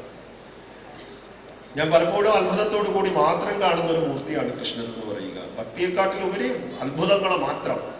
കാരണം എന്തെന്ന് ചോദിച്ചു കഴിഞ്ഞാൽ അവൻ അനുഭവിച്ചതുപോലെ കഷ്ടപ്പാടുകൾ ലോകത്ത് ഒരാളും അനുഭവിച്ചിട്ടില്ല. ജനിച്ച നിമിഷം തന്നെ പെറ്റമ്മയുടെ അടുത്ത് നിന്ന് പോറ്റമ്മയുടെ അടുത്ത് എത്തപ്പെട്ടു. അവിടെയും കൊണ്ടും തീർന്നില്ല. പോറ്റമ്മയുടെ അടുത്ത് എത്തിക്കഴിഞ്ഞപ്പോഴെങ്കിലും കുറച്ച് സമാധാനം കിട്ടുമെന്ന് പറഞ്ഞു വിചാരിച്ചു. പാവത്തിന് അതും കിട്ടിയില്ല. ജനിച്ചതോ കാരാഗൃഹത്തിലോ ജയിലിലും. പോറ്റമ്മയുടെ അടുത്ത് എത്തപ്പോൾ ആണ്ടട പൂതനയുടെ രൂപത്തിലും പല രൂപത്തിലും അങ്ങോട്ട് വരാൻ തുടങ്ങി. കുറച്ചങ്ങോട്ട് പ്രായം അങ്ങോട്ട് ആയി കഴിഞ്ഞപ്പോഴത്തേക്ക് വിചാരിച്ചു കുറച്ചെങ്കിലും സമാധാനത്തിൽ ജീവിക്കാമെന്ന്. അപ്പോഴാണ്ടട കാളി എന്ന് പറഞ്ഞൊരു ഒരാൾ വരണം. നമ്മൾ കാളിയനെ നോക്കിക്കഴിയുമ്പോൾ കാളിയന്റെ മണ്ടയിലേക്ക് സാക്ഷാൽ വാസുദേവൻ കയറി ആനന്ദ നടനമാടുന്നുണ്ടല്ലേ. വാസുദേവനെ എങ്ങനെയെങ്കിലും തലേന്ന് എടുത്ത് കളയാൻ വേണ്ടിയിട്ട് എന്തെല്ലാം രീതിയിൽ കിടന്ന് പെടാപ്പാട് മുഴുവൻ പെടാമോ അതെല്ലാം ആര് ചെയ്യുന്നുണ്ട്? കാളിയൻ ചെയ്യുന്നുണ്ട്. എന്നാൽ പാവം കാളിയൻ അറിയുന്നുണ്ടോ വാസുദേവൻ തലയിൽ കയറി കഴിഞ്ഞാൽ പിന്നീട് ഒരിക്കലും വാസുദേവൻ ഇറങ്ങിപ്പോവില്ല എന്നുള്ളത്? പാവം കാളിയനെ തൊട്ട് അറിഞ്ഞതുമില്ല. നമ്മളിവിടെ കിടന്ന വാസുദേവനെ തലയിൽ ഒന്ന് കയറണേ വാസുദേവ എന്ന് പറയുമ്പോൾ കാളിയന് സാക്ഷാൽ വാസുദേവൻ എങ്ങനെ ഒരു അനുഗ്രഹം കൊടുത്തു? തലയിൽ വന്ന് കയറിയിരുന്നു കൊടുത്തു. ഇവിടെ പറയുന്നുണ്ട് നമ്മൾ ഏതൊരു കാര്യം ആത്യന്തികമായി നമ്മൾ ചെയ്യുമ്പോഴും ഭക്തി ഉണ്ടാവണം എന്ന് പറഞ്ഞു. ആ ഭക്തിയിൽ പറയുന്ന സങ്കല്പങ്ങൾ ഉണ്ടാവണം. മന്ത്രോഹി ഭാവേന യുധാ ബലപ്രദോ മൗര്യ സുസജ്ജീകൃത ബാണദ്രുവം ഭാവേന ഹീനസ്തു മനുഷ്യത് ലാഭോ ഭവേ കീരസ്യ വാഗീരത രാമശബ്ദ. സങ്കല്പങ്ങൾ ചെയ്യണം. ഏറ്റവും വലിയൊരു വിഷയമാണ് പൂജാതി കാര്യങ്ങളിൽ. ധ്യാനം എന്നതായിരിക്കണത് തന്നെ കൊടുത്തിരിക്കണത് സങ്കല്പത്തിന്. ശാന്താകാരം ഭുജഗശയനം എന്നതായ ധ്യാനം തന്നെ എടുക്കുമ്പോൾ സർവേശ്വരനായിരിക്കണ വാസുദേവനെ ഹൃദയ പത്മത്തിൽ കണ്ടില്ല എന്നുണ്ടെന്നുണ്ടെങ്കിൽ കേവലം കിളികളുടെ രാമനാമ ജപം പോലെ ഉള്ളൂ. ഉപനിഷത്തിൽ പറഞ്ഞിരിക്കുന്ന സാധനമാണ്. നീ ആരെയാണോ ഭജിക്കണത്, ആരെയാണോ നീ ഉപാസിക്കണത്, ആ ഉപാസനയുടെ ബലത്തിൽ അതിന്റെ ആ ഒരു ഉപാസന ബലം തന്നെ നിന്നിൽ ഉറയ്ക്കണമെങ്കിൽ നിന്നിൽ എന്തുണ്ടാവണം? സങ്കല്പങ്ങൾ ഉണ്ടാവണം. എന്ത് സങ്കല്പം ഉണ്ടാവണം? ആത്മാനുസന്ധാനം ചെയ്യുന്നതിന്റെ രഹസ്യം ഉണ്ടാവണം. ആത്മാനുസന്ധാനം ചെയ്യേണ്ട സംവിധാനങ്ങളെ കുറിച്ചൊരു ധാരണ ഉണ്ടാവണം. ചെയ്യുന്നത് ആർക്ക് വേണ്ടിയിട്ടാണെന്നുള്ളതൊരു ധാരണ ഉണ്ടാവണം. അത് വളരെ വിശേഷമായ രീതിയിൽ പറഞ്ഞു ഭഗവാൻ. അത് സുന്ദരമായി പറയുന്നുണ്ട്. 8 പദാർത്ഥങ്ങൾ ഉപയോഗിച്ച് വാസുദേവനെ നമുക്ക് ആരാധിക്കാം. ചിത്രങ്ങളിലൂടെ, വിഗ്രഹങ്ങളിലൂടെ, ലോഹങ്ങൾ കൊണ്ട് നിർമ്മിതമായിരിക്കുന്ന വിഗ്രഹങ്ങള്, മണ്ണ് കൊണ്ടുള്ള വിഗ്രഹം, ഏതുമാവട്ടെ, ഏത് ചെയ്യുമ്പോഴും സുന്ദരമായി വാസുദേവൻ അണ്ടർലൈൻ ചെയ്ത് പറഞ്ഞിരിക്കുന്ന സാധനം ഏതെന്ന് ചോദിച്ചു കഴിഞ്ഞാൽ ഭഗവത്ഗീതയിലും ഭാഗവതത്തിലും ഒരേപോലെ പരാമർശിപ്പിക്കപ്പെട്ടിരിക്കുന്ന ഒരു ശ്ലോകമാണ് പത്രം പുഷ്പം ഫലം തോയം യോമേ ഭക്ത്യാ പ്രയച്ഛതി. നീ എന്ത് സാധനങ്ങൾ എനിക്ക് കൊണ്ട് സമർപ്പിക്കുമ്പോഴും യോമേ, അടുത്ത വഴിയാണ് ഏറ്റവും പ്രധാനം, യോമേ ഭക്ത്യാ പ്രയച്ഛതി. അവിടെ ഒരിക്കലും വിശ്വാസി എന്ന് എഴുതിയില്ല. വിശ്വാസി എന്ന് വാസുദേവൻ പറഞ്ഞുമില്ല. ശ്രദ്ധിക്കേണ്ട വിഷയമാണ്. വിശ്വാസം എന്ന് പറയുന്നത് ഇവിടെ, ഭക്തി എന്ന് പറയുന്നത് ഇവിടെ. വിശ്വാസം എന്ന് പറയുന്നത് നമുക്കറിയാം, ഒരാളുടെ അടുത്ത് നമ്മൾക്ക് അത്രയേറെ വിശ്വാസമുണ്ടെന്ന് കരുതുക. ചെറിയൊരു തെറ്റ് ചെയ്താൽ പിന്നീട് ആ ആളെ നമ്മൾ ഒരിക്കലും വിശ്വസിക്കില്ല. അത്രയുള്ള വിശ്വാസം എന്ന് പറയുക. പക്ഷെ ഭക്തി എന്നാലോ, ഭക്തി എന്ന് കഴിഞ്ഞാൽ അത് അനന്തമായിരിക്കുന്ന സങ്കല്പ, അനന്തമായിരിക്കുന്ന ആനന്ദമാണ്. അത് എത്ര വാക്കുകൾ എടുത്താലും എത്ര അനുഭവങ്ങളിലൂടെ കടന്നുപോയാലും പറഞ്ഞറിയിക്കാൻ സാധിക്കാത്ത അവാച്യമായിരിക്കുന്ന അനുഭൂതിക്കാണ് ഭക്തി എന്ന് പറയുക. ഭഗവാന്റെ അടുത്ത് ഭക്തി ഉണ്ടാവണം. എങ്ങനെ? സതതം കീർത്തയന്തോ മാം യതസ്തഞ്ച ദൃഢാഭൃത. ഭഗവാന്റെ നാമങ്ങൾ സദാസമയം കീർത്തിച്ചു കൊണ്ടേയിരിക്കണം. ഭഗവാന്റെ തിരുനാമങ്ങള് സദാസമയം കീർത്തിച്ചു കൊണ്ടേയിരിക്കണം. എന്തിനായിരിക്കും അങ്ങനെ പറഞ്ഞിട്ടുണ്ടാവുക? എന്തിനായിരിക്കും അങ്ങനെ പറഞ്ഞിട്ടുണ്ടാവുക? സുന്ദരമായിരിക്കുന്ന ഒരു സങ്കല്പം ഗുരുനാഥൻ പറഞ്ഞു കേട്ടിട്ടുണ്ട്. അന്ത്യകാലം എങ്ങനെയെന്നോ പറയാൻ പറ്റില്ല വാസുദേവ. അന്ത്യകാലം എങ്ങനെയെന്നോ പറയാൻ പറ്റില്ല. കാരണം നാവ് പോലും അനങ്ങുമെന്നറിയില്ല. ഭാഗവതത്തിൽ പറയണത് പരമമായിരിക്കുന്ന ഈശ്വര സ്മരണ ഉണ്ടാവണം. ഏതിന്? പരമലാഭത്തിനെ കിട്ടാൻ വേണ്ടിയിട്ട്. അതിൽ ഏറ്റവും വിശേഷമായി നമ്മൾ പറയേണ്ടത് ഈശ്വര സ്മരണയോടുകൂടി തന്നെ ശരീരത്തെ വിടുക. ഗുരുനാഥൻ പറഞ്ഞു കേട്ടിട്ട് ഒന്ന് ആലോചിച്ച് നോക്കുക. നമ്മൾ നാവ് പോലും അനങ്ങാൻ വയ്യാതെ കിടക്കുന്ന നേരത്താണെങ്കിൽ എന്ത് ചെയ്യും? നാവ് പോലും അനങ്ങാൻ വയ്യാതെയാണോ നമ്മൾ കിടക്കാതെ നമുക്ക് പോലും അറിയില്ല. അതുകൊണ്ട് എന്ത് ചെയ്യണമെന്നറിയാം? ആകാവുന്ന കാലത്തോളം ആകാവുന്നത്രയും എന്ത് ജപിക്കണം? നാമം ജപിക്കണം. ഇന്ന നേരമെന്നോ ഏത് നേരമെന്നോ നമുക്ക് പറയാൻ പറ്റില്ല. ഏത് സമയവും നമ്മളെ വരും കൊണ്ടുപോകും, യാതൊരു സംശയവും ഇല്ല. ഭാഗവതത്തില് അതിസുന്ദരമായി ഇനിയിപ്പോ ഭാഗവതം നാളെ കൊണ്ട് തീരുമ്പോ പരീക്ഷത്തിന് പറഞ്ഞ പോലെ തന്നെ ഭാഗവതത്തിന്റെ ആത്യന്തികമായിരിക്കുന്ന ദർശനം മരണം എത്തുന്നതിന് മുമ്പ് തന്നെ ശരീരത്തിനെ കൊടുക്കാൻ തയ്യാറായി സുസജ്ജരായി ഇരിക്കണം എന്നാ പറഞ്ഞിട്ടുണ്ട്. എങ്ങനെ ഇരിക്കണം? സുസജ്ജരായിരിക്കണം. എങ്ങനെ സുസജ്ജരായിരിക്കണം? മരണം വരുന്നതിന് മുമ്പ് തന്നെ ശരീരത്തിനെ കൊടുക്കാൻ തയ്യാറായി, എല്ലാം തയ്യാറായി തന്നെ ഇരിക്കണം. കരുതി കൂട്ടി തന്നെ ഇരുന്നോണം. അതാണ് ഭാഗവതം പഠിപ്പിച്ചു തരുന്ന ആത്യന്തികമായ വിഷയം. സതതം കീർത്തയന്തോ മാം യതസ്തഞ്ച ദൃഢാവൃത. എങ്ങനെ ഉണ്ടാവണം? ഭഗവാന് വേണ്ടിയിട്ടുള്ളതായിരിക്കണം വ്രതങ്ങള് ദൃഢപൂർവം ചെയ്യണം എന്ന് പറയും. അതിനൊരു ദൃഢത ഉണ്ടാവണം, ഒരു നിഷ്ഠ ഉണ്ടാവണം. നമ്മുടെ സൗകര്യാർത്ഥങ്ങൾ നമ്മൾ വളച്ചൊടിക്കാൻ പോകരുത്. എന്നാൽ ചില സമയങ്ങളിൽ നമ്മൾ ചിന്തിച്ചു കഴിയുമ്പോഴും ദേശകാലാനുസൃതമായി പരിവർത്തനങ്ങൾ സംഭവിച്ചിട്ടുമുണ്ട്. ആത്യന്തികമായ ഭാഗവതം പറയുന്നത് തന്നെ എന്താ? ഞാനും പ്രപഞ്ചവും ദേശികനും ഈശനും ഇല്ലേ? ശകലം കൂടെ വ്യക്തമായി പറഞ്ഞു കഴിഞ്ഞാൽ ഓർഡർ ഇങ്ങനെ വരുന്നത്: ഈശനും പ്രപഞ്ചവും ദേശികനും ഞാനും. ഇത് നാലും നാലല്ല, ദ്വന്ദ്ങ്ങളല്ല. ഇത് നാലും കൂടെ ചേർന്ന ഒന്ന് മാത്രമേ ഈ ബ്രഹ്മാണ്ടത്തിലുള്ളൂ. അപ്പോ ഈശ്വരനും ഞാനും തമ്മിൽ ഒരു വ്യത്യാസവും ഇല്ല. ഞാൻ തന്നെയാകുന്നു പരമാത്മാവ്, പരമാത്മാവ് തന്നെയാകുന്നു ഞാൻ. അപ്പൊ ആ ഒരു പരമമായിരിക്കുന്ന അറിവിനെ, അനുഭൂതിയെ അറിഞ്ഞുകൊണ്ട് വേണം മുന്നോട്ട് പോകാൻ. ശേഷം പറയുന്നുണ്ട് ഈശ്വര ഭക്തി ഉണ്ടാകാൻ എന്താണ് അടുത്ത മാർഗം? നമ്മുടെ ജീവിതത്തിൽ പരമധർമ്മം എന്തോ എന്ന് പറയുന്നത്. എന്താ ജീവിതത്തിൽ പരമധർമ്മം? ജീവിതത്തിൽ പരമലാഭത്തെ കുറിച്ച് പറഞ്ഞു. വാസുദേവനെ സ്മരിച്ചുകൊണ്ട് ശരീരത്തിനെ ഉപേക്ഷിക്കാൻ പാകമാവുക എന്ന് പറഞ്ഞു. എന്നാൽ പറയുന്നുണ്ട് പരമമായിരിക്കുന്ന ധർമ്മം ജപസ്തു സർവധർമ്മേഭ്യോ പരമോ ധർമ്മ ഉച്യതേ അഹിംസായ ച ഭൂതാനാം ജപയജ്ഞ പ്രവർത്തതേ. വിശേഷമായി വാസുദേവൻ പറഞ്ഞു തരുന്നത് കേൾക്കുക. ജപസ്തു സർവധർമ്മേഭ്യോ, എല്ലാ ധർമ്മങ്ങളിലും വെച്ചിട്ട് പരമോന്നതമായിരിക്കുന്ന ധർമ്മം അത്രേ ജപം. പരമധർമ്മ ഉച്യതേ, ഇതിനെ പരമധർമ്മം എന്ന് തന്നെ വിശേഷിപ്പിക്കണോ? അത് മാത്രമല്ല പറയുന്നുണ്ട് അഹിംസായ ചഭൂതാനാം ജപയജ്ഞ പ്രവർത്തതേ. ബാക്കി ഏത് യജ്ഞകർമ്മങ്ങളിൽ വെച്ച് നോക്കുമ്പോഴും ജപയജ്ഞത്തിൽ അഹിംസയില്ല. അതിവിശേഷമായി ആരെയും ദ്രോഹിക്കുന്നില്ല. അഹിംസാപൂർവമായിരിക്കുന്ന ഒരു ജീവിത സമ്പ്രദായത്തില്, ഒരു യജ്ഞ സമ്പ്രദായത്തിലാണ് ഏത് പോകുന്നത്? ജപയജ്ഞങ്ങൾ പോകുന്നത്. അതുകൊണ്ട് നാമം ജപിക്കണം, നാമം ജപിക്കണം. ഗോവിന്ദ എന്ന് സദാ ജപിച്ചാൽ പാപം കെടും, വശികടും, വ്യസനങ്ങൾ തീരും, നാവിനുയർച്ച വരമേറ്റം അന്ത്യകാലേ ഗോവിന്ദ വാദകമനങ്ങൾ തെളിഞ്ഞു കാണാം. നാവിനുയർച്ച ഉണ്ടാവണം. ആരുടെ നാമം ജപിച്ചാൽ? ഗോവിന്ദന്റെ. അപ്പൊ അതെങ്ങനെ ജപിക്കണം? അതെങ്ങനെ ജപിക്കണമെന്ന് ചോദിക്കുമ്പോഴും അതിന് സുന്ദരമായി ഗീതയിൽ ഭഗവാൻ പറയുന്നത് യേ ഭജന്തി തൂമാം ഭക്തിയാ മയീതേ തേഷു ചാപ്യഹം. നീ എന്നെ എങ്ങനെയാണോ ഉപാസിക്കുന്നത് അതായിരിക്കും ഞാൻ നിനക്കായി വരിക. നീ എങ്ങനെയാണോ എന്നെ ഉപാസിക്കുന്നത് അതേപോലെ ആയിരിക്കും ഞാൻ നിനക്കുണ്ടാവുക. ഉദാഹരണം പറഞ്ഞു കഴിഞ്ഞാൽ കംസൻ വാസുദേവൻ ജനിച്ച സമയത്ത് പറഞ്ഞു, എന്താ പറഞ്ഞത്? എന്റെ കാലം ജനിച്ചു എന്നാണ് പറഞ്ഞത്. വാസുദേവനെ കംസൻ എങ്ങനെ കണ്ടു? കാലനായി കണ്ടു. അതുകൊണ്ട് വാസുദേവൻ കംസന്റെ ആരായി മാറി? കാലനായി മാറി. ഒരു സംശയമില്ല. ഗോപികമാർക്ക് സർവീശ്വരനായി, പ്രാണനാഥനായി, പതിയായി. അതുകൊണ്ട് വാസുദേവൻ ഗോപികമാർക്ക് പതിയായി. ഭഗവാൻ എങ്ങനെയുള്ള ഒരു വ്യക്തിനെ ഇവിടെ വിഷയമേ ഇല്ല. ഭഗവാൻ എങ്ങനെയും ആവട്ടെ, നമുക്ക് സ്വാമി എങ്ങനെ എന്നുള്ളത് മാത്രമാണ് ആത്യന്തികമായ വിഷയം. നമുക്ക് സ്വാമി എങ്ങനെ എന്നുള്ളത് മാത്രമാണ് നമ്മുടെ വിഷയം. സമുദ്രത്തിൽ ചെന്ന് നമ്മൾ കാണുന്ന പോലെ സമുദ്രം ഇരിക്കണം എന്ന് പറയാൻ പറ്റില്ല. സമുദ്രത്തിന്റെ അവസ്ഥ അനുസരിച്ച് നമ്മൾ അതിന്റെ ഓരം ചെയ്ത് നിൽക്കാൻ പറ്റുള്ളൂ.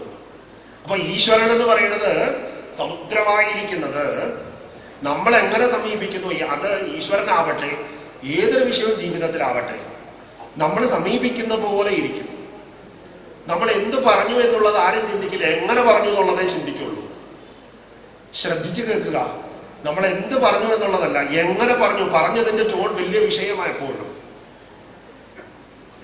പുറത്തേക്ക് പോകൂ എന്ന് പറയുന്നത് ഒരേ വാക്ക്, അത് ഉച്ചരിക്കുന്നത് രണ്ട് അവസ്ഥകളിലാവും, രണ്ട് ടോണിലാണ് ഉച്ചരിക്കുക. ആർക്ക് വേണമെങ്കിലും പറയാം, പ്രശ്നങ്ങളില്ല. പക്ഷെ എങ്ങനെ പറയുന്നു എന്നുള്ളതിലാണ് ഏറ്റവും വലിയ വിഷയം കിടക്കുന്നത്. അപ്പൊ ക്രിയാനിരൂപണത്തിലൂടെ നമ്മൾ കടന്നു പോകുമ്പോൾ വിശേഷമായ രീതിയിൽ പറയുന്നത്, ഏത് പൂജകൾ നമ്മൾ ചെയ്യുമ്പോഴും അർച്ചനകൾ നമ്മൾ ചെയ്യുമ്പോഴും ആത്യന്തികമായി വാസുദേവന്റെ പാദത്തിൽ എന്തുണ്ടാവണം? ഭക്തി ഉണ്ടാവണം. ഭക്തിക്ക് മുൻതൂക്കം കൊടുത്തുകൊണ്ട് തന്നെ ഓരോ അധ്യായങ്ങൾ പോകുമ്പോഴും, വിശേഷാൽ ക്രിയാനിരൂപണത്തിലേക്ക് കിടക്കുമ്പോൾ, ഇത് ഓരോ ഭാഗങ്ങളും നമ്മൾ വിശദീകരിച്ച് പോകുമ്പോൾ സമയം അധികം എടുക്കും.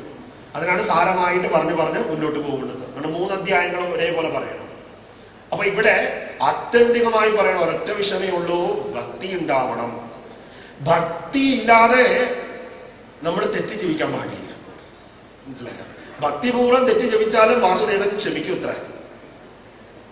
ഭക്തി കൊണ്ട് അറിയാണ്ട തെറ്റുകൾ ജപിച്ചാലും ആര് ക്ഷമിച്ചോളും? വാസുദേവൻ ക്ഷമിക്കും. കാരണം എന്തെന്ന് ചോദിച്ചു കഴിഞ്ഞാൽ നമ്മൾ പൂന്താനം മരപ്രഭോ എന്ന് വിളിച്ചത് അല്ലേ? വാസുദേവൻ തന്നെ ചോദിക്കുന്നുണ്ട്, ഞാനാണ് മരങ്ങൾക്കും പ്രഭുവായിരിക്കുന്നവൻ, എന്റെ ഭക്തനാണ് എന്നെ മരങ്ങൾക്കും ഈശ്വരനാക്കിയത്, അതുകൊണ്ട് ഞാൻ മരത്തിന്റെ ഈശ്വരനല്ലാതെ ആരാ പറയും? നമുക്കാർക്കെങ്കിലും പറയാൻ പറ്റുമോ? ആർക്കും പറയാൻ പറ്റില്ല. സർവേശ്വരൻ ഈ അണ്ടകളാഹം മുഴുവൻ നിറഞ്ഞിരിക്കുന്ന വാസുദേവന് ഏത് രൂപമായി എടുത്തുകൂടാഴിക? അതിനെയാണ് സമദർശിന എന്ന വാക്കുകൊണ്ട് സുന്ദരമായി പറഞ്ഞു. ഗീതയില് സുന്ദരമായി പറയുന്നുണ്ട്. 11-ാമത്തെ അധ്യായത്തില് 55-ാമത്തെ ശ്ലോകത്തിൽ, മത്പരമോ മദ്ഭക്തഃ സംഘവർജിത നിർവൈരോ സർവഭൂതേഷു യാ സാമാമേതി പാണ്ഡവ. ഒരേ സമയം കർമ്മയോഗിയും ജ്ഞാനയോഗിയും ഭക്തിയോഗിയും ആവണം. എങ്ങനെയാവണം? സംഘവർജിതനായിരിക്കണം. അതിനാണ് ഇവിടെ ഉർവശിയുടെ ചരിതം അല്ലെ ഗുരുരവസിന്റെ ചരിതം ആദ്യം പറഞ്ഞത്. സംഘവർജിതനായിരിക്കണം. നമുക്കിപ്പോ ബന്ധുക്കൾ എന്ന് പറയുന്നത് ചക്ക അരക്ക് പോലിരിക്കും. ചക്ക അരക്കെന്ന് പറഞ്ഞാൽ അറിയാമായിരിക്കുമല്ലോ. എങ്ങനെ നമ്മൾ അഴിച്ചഴിച്ച് വിടും തോറും അത് കയ്യിൽ ഇങ്ങനെ ചുറ്റിക്കൊണ്ടേയിരിക്കും. അതേപോലെയാണ് നമ്മുടെ ബന്ധുക്കള്, നമ്മുടെ സൗഹൃദങ്ങള്, നമ്മുടെ എല്ലാ സംവിധാനങ്ങളും. കാരണം എന്തെന്ന് ചോദിച്ചു കഴിഞ്ഞാൽ, നമ്മുടെ കയ്യിൽ വിത്തം ഉള്ളിടത്തോളം കാലം നമുക്ക് ഇവരെല്ലാം ഉണ്ട്. നമ്മുടെ കയ്യിൽ വിത്തം ഇല്ലാത്തടത്തോളം കാലം നമ്മളെ ഒരാളും തിരിഞ്ഞു നോക്കാൻ പോണില്ല. എന്നാൽ നമ്മുടെ കയ്യിൽ വിത്തം ഇല്ലാത്തപ്പോഴും നമ്മുടെ കൂടെ ആരുണ്ടാവും? സാക്ഷാൽ വാസുദേവൻ ഉണ്ടായിരിക്കും. അതിനാണ് ഭക്തി ഉണ്ടാവണം എന്ന് പറഞ്ഞത്. ഭക്തി ഉണ്ടായി കഴിയുമ്പോൾ നമുക്കറിയാം നമ്മുടെ കയ്യിൽ നിന്ന് എന്തൊക്കെ സാധനങ്ങൾ പോകുന്ന ആദ്യം ഇല്ലേ? ഭക്തി ഉള്ളപ്പോൾ സമ്പത്ത് ആദ്യമേ പോകും. സമ്പത്ത് പോകുന്നതോടുകൂടി ബന്ധുക്കളെ നമ്മളെ വിട്ടിട്ട് പോകും. പിന്നെ നമ്മളെ ആർക്കും വേണ്ടാണ്ടാവും ഇല്ലേ? ഈ ഈ വണ്ടി വലിക്കുന്ന കാളയുടെ കൂട്ട് എല്ലും തള്ളി മുതുകും തള്ളി ഇങ്ങനെ വീടിന്റെ ഉമ്മറപ്പടിയിൽ ഇരിക്കും. അപ്പൊ നമ്മുടെ ഈ ഒരു പേക്കോലം കണ്ടിട്ട് തന്നെ നമ്മുടെ മക്കൾക്ക് തന്നെ നമ്മളെ പുറത്ത് കാണിക്കാൻ മടിയുണ്ടാവും. എന്തിനേറെ പറയുന്നു, നമ്മുടെ മക്കൾക്കല്ല നമുക്ക് തന്നെ നമ്മുടെ രൂപത്തിനെ പുറത്ത് കാട്ടാൻ മടിയുണ്ടാവും.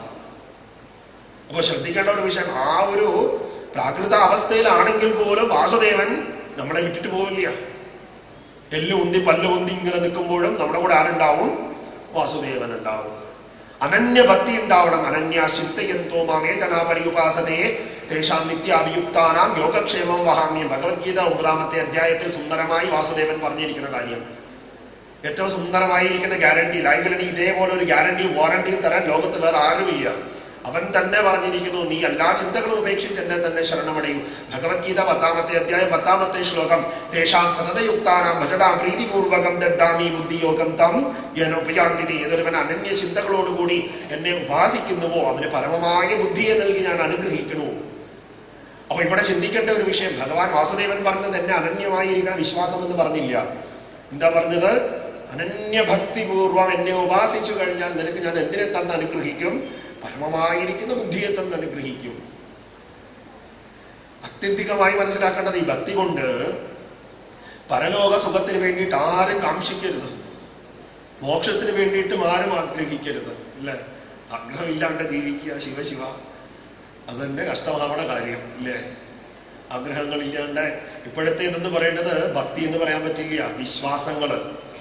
അല്ലെങ്കിൽ നമ്മൾ നോക്കിക്കഴിഞ്ഞാൽ ചിലർ വന്നിട്ട് ഭഗവതിയോട് പറയാറില്ലേ, ഭഗവതി എനിക്കിത് ചെയ്തു തന്നാൽ ഞാൻ അത് തന്നേക്കാം, എനിക്കിത് തന്നു കഴിഞ്ഞാൽ അത് ചെയ്തേക്കാം എന്നൊക്കെ നമ്മൾ പറയാറുണ്ട്. അപ്പൊ തന്നെ ആലോചിച്ചോണം, ഭക്തി ഇല്ല അവിടെ. അതെന്ന് പറയുന്നത് കേവലം കൈക്കൂലി ഭക്തി എന്ന് പറയും ഞങ്ങളുടെയൊക്കെ നാട്ടില്, തെക്ക് വശത്തൊക്കെ കൈക്കൂലി ഭക്തി എന്ന് പറയും. എന്തെന്ന് ചോദിച്ചു കഴിഞ്ഞാൽ എനിക്ക് കാര്യം നടക്കാൻ വേണ്ടിയിട്ട് അത് തരിക. ക്ഷേത്രത്തിൽ പോണത് എന്തെങ്കിലും ഒരു കാര്യം നേടി അങ്ങനെ പോകരുത് ക്ഷേത്രത്തിലേക്ക്. അങ്ങ് അതിനു വേണ്ടിയിട്ടല്ല ക്ഷേത്രങ്ങൾ കെട്ടിപ്പൊക്കിയിരിക്കുന്നത്. ആത്മാനുസന്ധാനം ചെയ്ത് അവനവൻ ആത്മ ഉന്നതിയിലെത്താൻ വേണ്ടിയിട്ട്.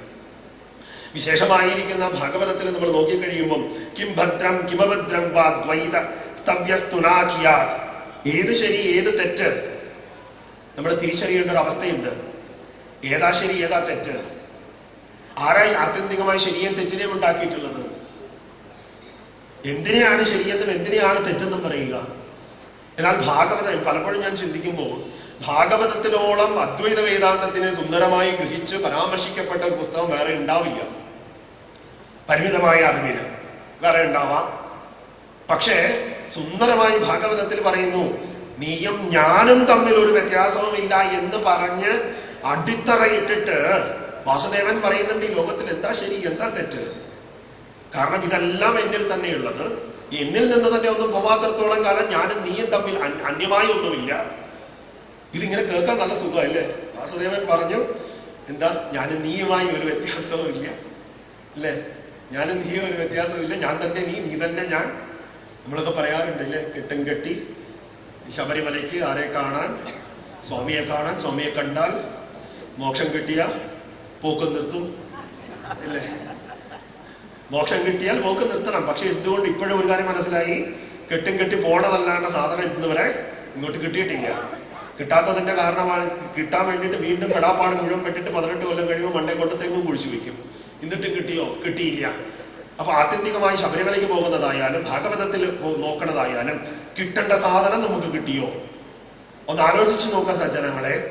നമ്മുടെ ഈ ഒരു ദേശത്ത് തന്നെ, അതായത് നമ്മുടെ പരശുരാമ ക്ഷേത്രം തിരുവനന്തപുരം മുതൽ ഗോകർണം വരെയുള്ളത്, കന്യാകുമാരി മുതൽ ഗോകർണം വരെയുള്ള സ്ഥലം ഒന്ന് ആലോചിച്ച് നോക്കുക. നമ്മളെപ്പോഴും പറയും നമ്മൾ വിദ്യ കൊണ്ടും സംസ്കാരം കൊണ്ടും എല്ലാം കൊണ്ടും ഔന്നിത്യത്തിലാണ് എന്ന് പറയും ഇല്ലേ, എല്ലാം കൊണ്ടും ഔന്നിത്യത്തിലാണെന്ന് പറയും. പക്ഷേ ഈ കേരളത്തിന്റെ ഉള്ളിൽ നടക്കുന്നതായിരിക്കുന്ന പല വിഷയങ്ങളും എടുത്ത് ചിന്തിച്ചു നോക്കുമ്പോൾ നമ്മുടെ ആ ഒരു സമ്പന്നതയെ കുറിച്ച് നമ്മൾ 2 വട്ടം ചിന്തിക്കേണ്ടതായി വരും. 2 വട്ടം നമുക്ക് ചിന്തിക്കേണ്ടതായി വരും. നമ്മുടെ വീട്ടിലുള്ള ചെറുകുട്ടികൾ മുതൽ പ്രായമുള്ളതായിരിക്കുന്ന അമ്മമാര് പോലും സുരക്ഷിതമല്ലാതിരിക്കുന്ന ഒരു സാഹചര്യത്തിലൂടെ കടന്നു പോകുന്ന ഒരു സാഹചര്യം. പച്ചക്കറി വരണമെങ്കിൽ തമിഴ്നാടിനെ ആശ്രയിക്കണം, അരി വരണമെങ്കിൽ ആന്ധ്രയെ ആശ്രയിക്കണം. എന്നിട്ട് നമ്മൾ പറയും നമ്മളാണ് എല്ലാം കൊണ്ട് ഫസ്റ്റ്. അതാണ് മറ്റൊരവസ്ഥ. സൂചിപ്പിച്ചൊന്നു മാത്രം. അപ്പൊ ആത്യന്തികമായിട്ടുള്ള വിഷയം ഈശ്വരീയമായിരിക്കുന്ന ദർശനത്തിനെ ഊട്ടി ഉറപ്പിക്കുക. ഇനി അടുത്ത പരമാർത്ഥ നിരൂപണം എന്നതാ. ആ വാക്കിൽ തന്നെ എല്ലാം സ്പഷ്ടമായി പറഞ്ഞിട്ടുണ്ട്. പരമാർത്ഥ നിരൂപണം. എന്താ പരമാർത്ഥ നിരൂപണം? ഭാഗവതത്തിൽ പറയുന്നുണ്ട്, ഏതത് വിദ്വാൻ മുദിതം വിജ്ഞാന നൈപുണം ചനിന്ദതി നചസ്തൗതി ലോകേ ചിരതി സൂര്യവത്. സുന്ദരമായി ഭാഗവതത്തിൽ പറയണോ, നമുക്കറിയാം ആത്യന്തികമായിട്ട് ഒരു വ്യക്തി ഒരിക്കലും ഒരു സ്തുതിപാലകന്റെ സ്തുതിയിൽ വീഴാൻ പാടില്ല. ശ്രദ്ധിച്ചു കേൾക്കണം. അവൻ സമദർശിനിയാണ്. അവനെ സംബന്ധിച്ച് അവന് നിന്ദയുണ്ടാവാം, സ്തുതിയും ഉണ്ടാവാം. സ്തുതിപാലകൻ നമ്മളെ നിന്ദിക്കുന്നവരെക്കാൾ കൂടുതൽ പേടിക്കണം ആരെയാണ്? നമ്മളെ നിന്ദിക്കുന്നവരെക്കാൾ നമ്മൾ പേടിക്കേണ്ട സ്തുതിപാലകരെ. കാരണം അവരവരുടെ ആവശ്യം നേടിയെടുക്കുക എന്നുള്ളതാണ്. ഇവിടെ സുന്ദരമായി വാസുദേവൻ പറയുന്നുണ്ട്, സമദർശിത്വമുള്ളവൻ ഭക്തനായിരിക്കുന്നവൻ അവനൊരിക്കലും ഇങ്ങനെയുള്ളതായിരിക്കുന്ന ഒരു കാര്യങ്ങളും വ്യാപൃതനാവില്ല. ജഡഭരതനെ പോലെ നടക്കും, കമല വാസുദേവനെ പോലെ നടക്കും. രൗഘോഷൻ എന്ന് ഭാഷയ്ക്കിലും ചിലർ കളിപ്പാവ എന്ന് പറയുന്നുവെന്നാകിലും അവോ നമുക്ക് തിരിയായി എന്നുറച്ച് തിരുനാമങ്ങൾ ചൊല്ലുക ഹരിനാരായണായ നമ. പലതും മനുഷ്യന് പറയാം. ശ്രീരാമനെ പോലും വെറുതെ വിടാത്തതാണ് ഭാരതീയർ. വിമർശിക്കാവുന്നതിന്റെ പരമാവധി വിമർശിച്ചിട്ട് തന്നെയാണ് നമ്മൾ വിട്ടിട്ടുള്ളത്. ഏറ്റവും കൂടുതൽ സുന്ദരമായിട്ട് സൗന്ദര്യമായിട്ട് ഞാൻ ചിന്തിക്കാറുള്ള ഒരു ഭാഗം, നമ്മുടെ ഗുരുക്കന്മാര്, ഈ ഇരിക്കുന്ന നമ്മള്, അല്ലെങ്കിൽ നമ്മുടെ വളർന്നു വരുന്ന തലമുറ ഏറ്റവും കൂടുതൽ സൗഭാഗ്യം ചെയ്തവരാ. എന്തെന്നറിയാമോ? ആ സൗഭാഗ്യത്തിന്റെ ഒന്നാമത്തെ കാരണം ലോകത്ത് ഒരു സംസ്കാരത്തിനും പറയാനില്ല ഇത്രയേറെ വലിയൊരു ഗുരുസമ്പത്ത്. അതൊന്ന്, നമ്മുടെ ഗുരുക്കന്മാർ നമ്മളോട് പറഞ്ഞു തന്നത്, ഞങ്ങൾ പറയുന്നത് നിങ്ങൾ അതേപടി വിഴുങ്ങണം എന്ന് പറഞ്ഞിട്ടില്ല. ഞങ്ങൾ പറയുന്ന കാര്യങ്ങൾ നീ നിന്റെ വിമർശന ബുദ്ധിയിലൂടെ ഇട്ട് ചിന്തിക്കണം. എത്ര സുന്ദരമായി പറഞ്ഞിരിക്കുന്നു. ബാക്കി എല്ലായിടത്തെല്ലാം ക്യാപ്സ്യൂൾ രൂപത്തിൽ കൊടുക്കുമ്പോ ഇവിടെ പറഞ്ഞിരിക്കുന്നത് നീ നിന്റെ ബുദ്ധി ഉപയോഗിച്ച് ചിന്തിക്കണം, നീ നിന്റെ ജീവിതത്തിന്റെ അവസ്ഥകളെ നീ മാനിച്ചു തന്നെ ജീവിക്കണം. നിന്റെ അനുഭവങ്ങൾ നിന്റെ ഏറ്റവും വലിയ സമ്പത്ത് തന്നെ എപ്പോഴും, അല്ലെ? അനുഭവങ്ങൾ ഏറ്റവും വലിയ സമ്പത്താണ്. ആ അനുഭവം എന്ന് പറയുന്നത് തന്നെ ഉണ്ടായത് ഈ ശരീരമുള്ളത് കൊണ്ട് തന്നെയാണ്. അപ്പൊ ആത്യന്തികമായി മനസ്സിലാക്കാൻ പല അനുഭവങ്ങളിലൂടെ കടന്നു വന്നാലും നമുക്ക് പഠിക്കാൻ വലിയ പാടാണ്, അല്ലേ? പഠിക്കുന്നത് വളരെ കുറവാണ്. നമ്മൾ ബാഹ്യമായിരിക്കുന്ന ഉർവശിയെ പോലെ ബാഹ്യമായിരിക്കുന്ന സൗന്ദര്യത്തിൽ, ബാഹ്യമായിരിക്കുന്ന സുഖ സൗകര്യങ്ങളിൽ ആസക്തി കൊണ്ട് ജീവിക്കുമ്പോൾ പരമാർത്ഥത്തിനെ നമ്മൾ ഒരിക്കലും മനസ്സിലാക്കണില്ല.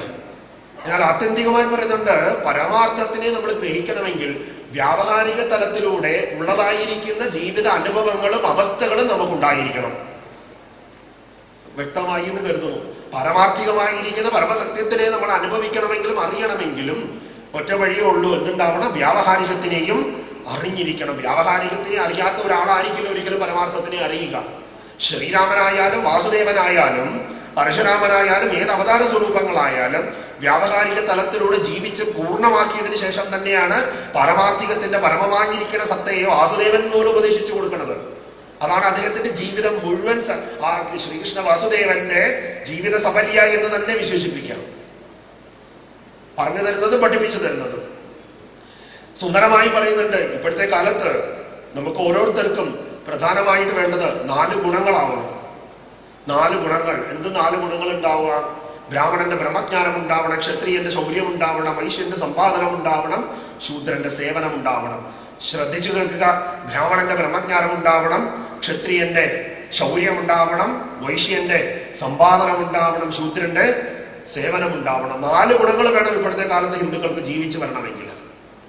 അതിസുന്ദരമായി ഇതൊക്കെ ഋഷീശ്വരന്മാർ എഴുതി വെച്ചത്, അല്ലാതെ കേവലമായിരിക്കുന്ന ജാതി വർഗങ്ങളെ പറഞ്ഞിരിക്കുന്നതല്ല. ഒരു മനുഷ്യനിൽ വേണം ഈ 4 ഗുണങ്ങൾ. ബ്രഹ്മജ്ഞാനം ഇല്ലാത്ത ഒരു ക്ഷത്രിയൻ ഭരണാധികാരിയായി കഴിഞ്ഞാൽ ഉണ്ടാകുന്ന ഭവിഷ്യത്തുകളും ദുരിതങ്ങളും ദുരന്തങ്ങളും അനവധിയുണ്ട്.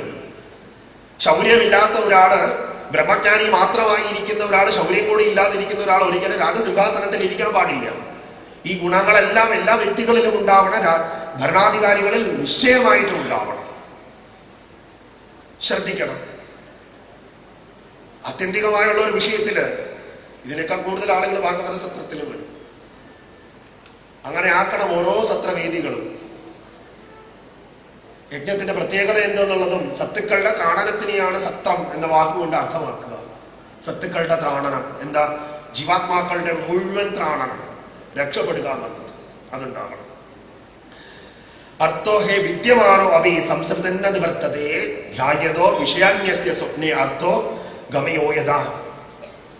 ചിന്തിക്കേണ്ട മറ്റൊരു ഭാഗത്തെ കുറിച്ച് പറയുന്നുണ്ട്. ഈശ്വരീയമായിരിക്കുന്ന ദർശനത്തിനെ കുറിച്ചിട്ട് നമുക്ക് തന്നെ ഒരു ജ്ഞാനത്തല്ല, നമുക്ക് തന്നെ അതിൻ്റെ ഒരു അനുഭവങ്ങൾ പലതും കുറവായി തോന്നപ്പെടുന്നുണ്ട് പല സാഹചര്യങ്ങളിൽ. കാരണം ഈശ്വരൻ എന്തോ ക്ഷേത്രത്തിൽ നിന്ന് മേൽശാന്തി വാടകയിൽ വെച്ചു കൊടുക്കുന്ന ഒരു സാധനമാണെന്നോ അങ്ങനെ എന്തോ ഒരു അനുഭവത്തിലേക്ക് മാറ്റപ്പെട്ടു. അല്ലെങ്കിൽ ധനാകർഷണ ഭൈരവയന്ത്രം വീട്ടിൽ വെച്ചാൽ സമ്പാദ്യം ഉണ്ടാകുന്നു, വലംപിരി ശംഖ വാങ്ങിച്ച് വീട്ടിൽ വെച്ചാൽ സമ്പത്ത് ഉണ്ടാവും എന്നും പറഞ്ഞ് ആളുകൾ മുഴുവൻ ഈശ്വര്യമായിരിക്കുന്ന ധർമ്മത്തിനെ തരം താഴ്ത്തി കാണുന്ന ഒരു അവസ്ഥയിലേക്ക് എത്തി. ഇതൊക്കെ വാങ്ങിച്ച് പലപ്പോഴും ഞാൻ ആലോചിക്കാറുണ്ട്, വലംപിരി ശംഖ വാങ്ങിച്ച് വീട്ടിൽ വെച്ച സമ്പത്ത് ഉണ്ടാകുമെങ്കിൽ ഒരു വലംപിരി ശംഖ കൊണ്ട് KSRTC MDയുടെ ഓഫീസിലും വെച്ച് കൊടുക്കണം, കേന്ദ്ര ധനകാര്യമന്ത്രിയുടെ സംസ്ഥാന ധനകാര്യമന്ത്രിയുടെ ഓഫീസിലും വെച്ച് കൊടുക്കണം. എല്ലാവരും രക്ഷപ്പെട്ടു പോകും. ഇപ്പോഴും നമ്മുടെ ആളുകൾക്ക് നല്ല ഒരു ശതമാനത്തിനും ഇതിനോടൊക്കെയാണ് കൂടുതൽ ആത്യന്തികമായിരിക്കുന്ന താല്പര്യങ്ങളുള്ളത്. എങ്ങനെ ജീവിതം ധന്യമാക്കണം? ജീവിതം ധന്യമാക്കണമെങ്കിൽ ജ്ഞാനസമ്പൂർണമാകണം ജീവിതം. ജീവിതത്തിൽ പ്രാർത്ഥനകൾ മാത്രമല്ല, ജീവിതമേ പ്രാർത്ഥനയായി മാറണം. എന്ത് പ്രാർത്ഥന എന്നുള്ളത്, എന്ത് പ്രാർത്ഥിക്കണം, എങ്ങനെ പ്രാർത്ഥിക്കണം? പ്രാർത്ഥനയിലേക്ക് കടക്കുമ്പോൾ പ്രകർഷേണയുള്ള അർത്ഥന, സ്വന്തം ചേതനയുമായി ബന്ധപ്പെടുന്നതിനെ, സ്വന്തം ചേതനയുമായി എഴുകിച്ചേരുന്നതിനെയാണ് പ്രാർത്ഥന എന്ന് പറയുക. കേവലമായിരിക്കുന്ന യാന്ത്രികപരമായിരിക്കുന്ന ഒരു അധര വ്യായാമത്തിനെ അല്ല പ്രാർത്ഥന എന്ന് പറയുക. പ്രകർഷേണയുള്ളതിനെ, ആത്യന്തികമായി അവനവന്റെ ഉള്ളിൽ തന്നെ ഉള്ള ചേതനയുമായി ഇടപഴകുന്നതിനെ അല്ലെങ്കിൽ അതിനുമായി അനുസന്ധാനം ചെയ്യുന്നതിനെയാണ് എന്തെന്ന് പറയുക? പ്രാർത്ഥന എന്ന സുന്ദരമായ വാക്കുകൊണ്ട് അർത്ഥമാക്കിയിട്ടുള്ളത് ഋഷിമാര്. ഭക്തി ദൃഢമാകുവാൻ വേണ്ടി നമ്മുടെ എല്ലാവരുടെയും ഉള്ളിലുള്ള രജോ ഗുണത്തിനെ മാറ്റിക്കളയണം.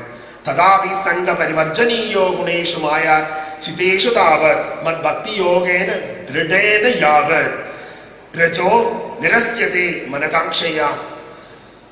എല്ലാവരുടെയും ഉള്ളിലുള്ളതായിരിക്കണം രജോ ഗുണത്തിനെ തമോ ഗുണത്തിനെ ഒക്കെ മാറ്റിക്കളയണം. അല്ലേ? നല്ല ബുദ്ധിമുട്ടുള്ള കാര്യമാണ്, നല്ല ബുദ്ധിമുട്ടുള്ള കാര്യമാണ്. പക്ഷെ അതെങ്ങനെ സാധിക്കും എന്നുള്ളത് സുന്ദരമായി വാസുദേവൻ പറയുന്നുണ്ട്. അതിന് ഭക്തിയല്ലാതെ മറ്റൊരു മാർഗമില്ല. ഭക്തിയല്ലാണ്ട് മറ്റൊരു മാർഗമില്ല. വാസുദേവനോട് പ്രാർത്ഥിക്കേണ്ട ഒറ്റ കാര്യം, പ്രകർഷേനെ അർത്ഥന ചെയ്യേണ്ട ഒരു കാര്യം, വാസുദേവ ഒന്ന് മാത്രമേ മതി. എന്താണെന്നറിയോ? നിന്റെ പാദത്തിൽ അചഞ്ചല ഭക്തി ഉണ്ടാവണം. വാസുദേവ, എന്റെ അന്ത്യകാലം എങ്ങനെയെന്ന് എനിക്കറിയില്ല. എന്റെ നാവ് ചലിക്കുമോ എന്നറിയില്ല, നിന്നെ കുറിച്ച് ഞാൻ ചിന്തിക്കുമോ എന്നറിയില്ല, നിന്റെ നാമം ഞാൻ ജപിക്കുമോ എന്നറിയില്ല.